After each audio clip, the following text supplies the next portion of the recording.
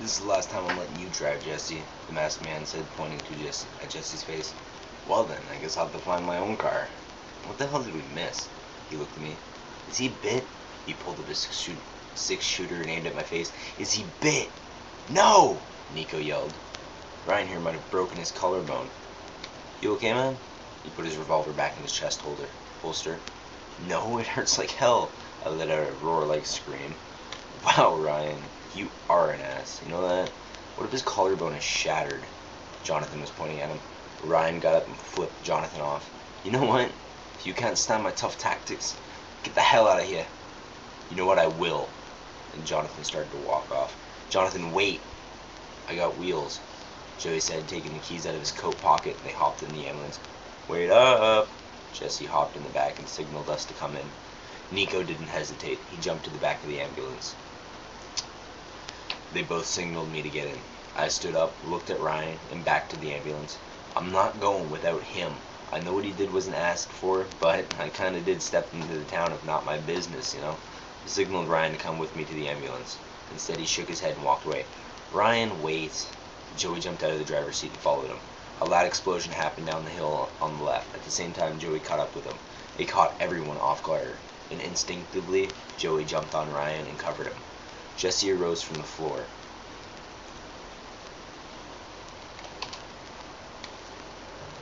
Shit. Jesse arose from the floor. The shockwave had come so suddenly and hit the ambulance, shutting the doors, knocking all of us on our backs. We heard crying and shouting. I got up and looked out the front window, and Joey was helping Ryan up. Behind them over the horizon was a rushing crowd of at least 30, if not 50, rage victims, heading straight for us. Run! Jonathan shouted, pulling up his MP5 submachine gun, and opened the passenger window and unloaded rounds.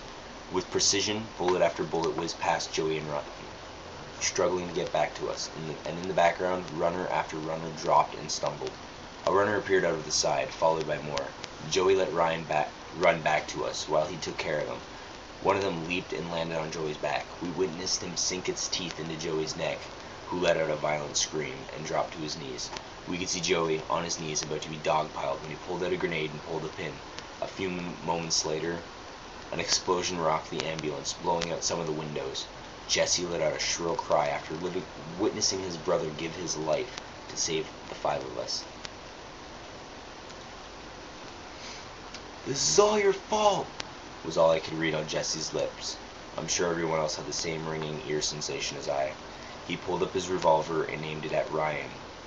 He squeezed the trigger, and a bullet nicked Ryan's shoulder, throwing him to a stumble, and to be ganged up by more rage victims. Serves you right, you ruthless, greedy bastard! My hearing faded back to me. Jesse! Johnny called out. Calm the fuck down, your brother offered to help.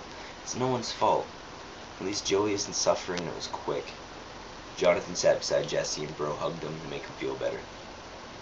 Guys, I hate to ruin the hallmark moment, but we are surrounded by runners.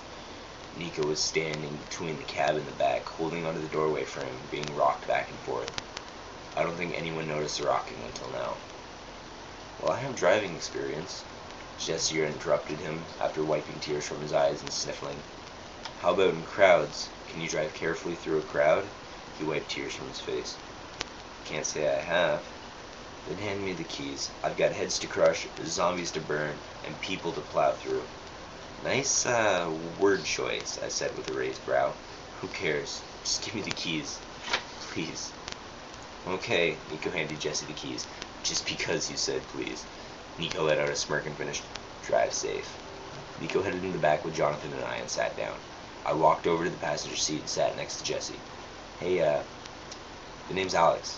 Well, everyone calls me Hudson, so, yeah. Call me Hudson. Alright, Hudson. My name's Jesse. As you can see, my bro blew himself up. Yeah, I, saw that. Sorry for your loss, man.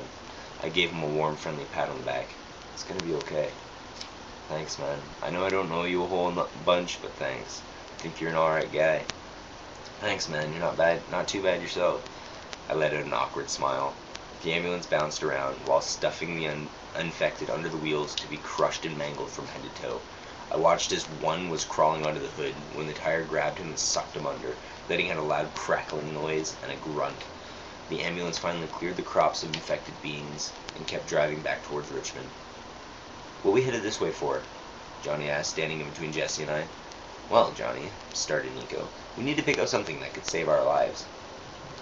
"We don't know that, Nico," I stated. "I mean, it could be poison for all we know. We need someone to try it." Nico looked at us and everyone began looking at each other, thinking. "I'll do it." The brave soul spoke. It was I, Alex Hudson, the guy who was willing to risk his life in a storm of people infected with rage.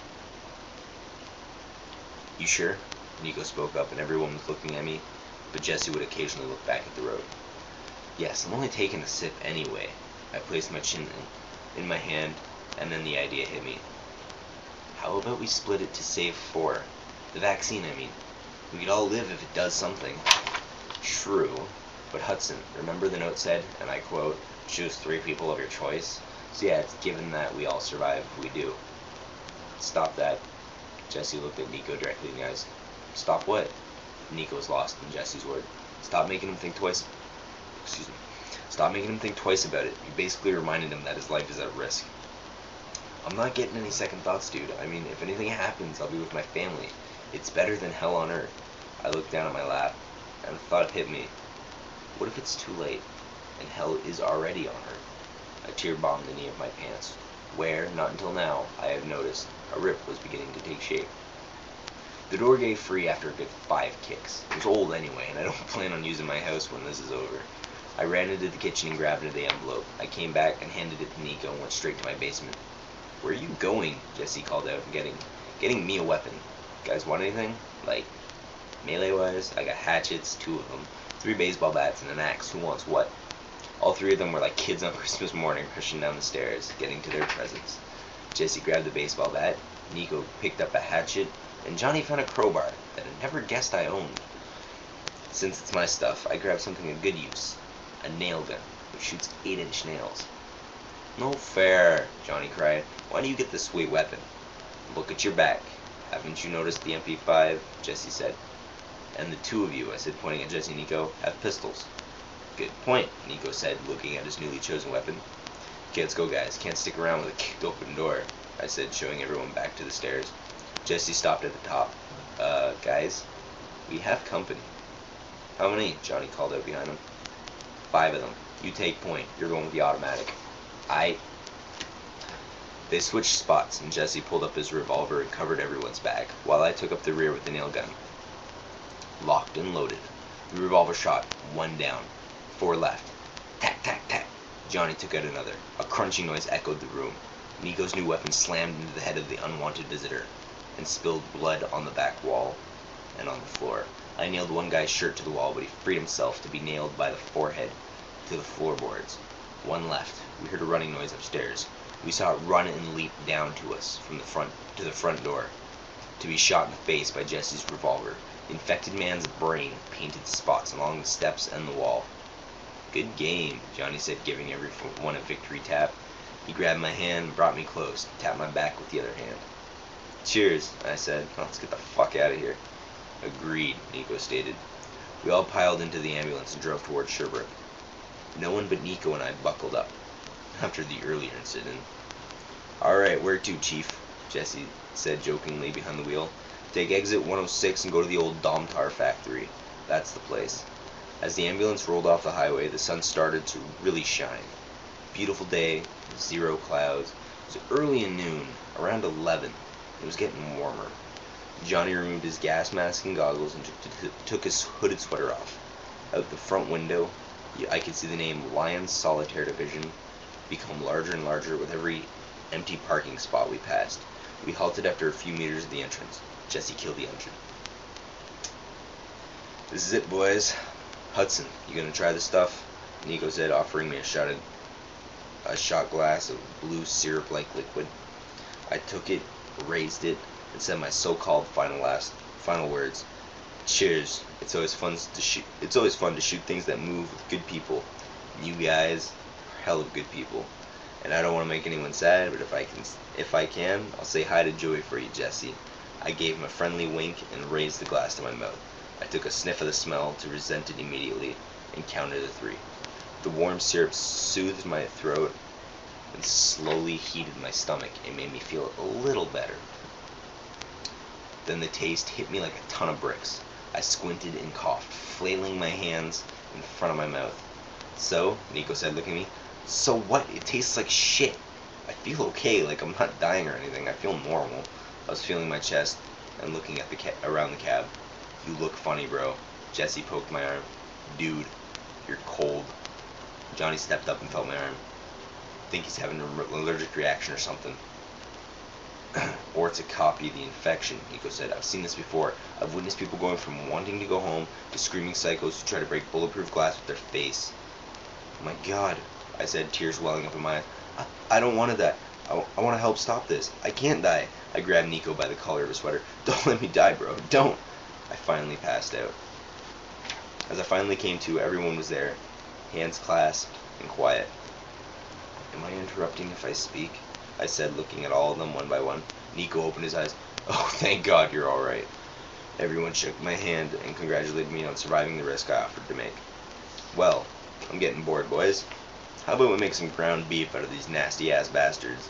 I said, loading a few nails into my gun.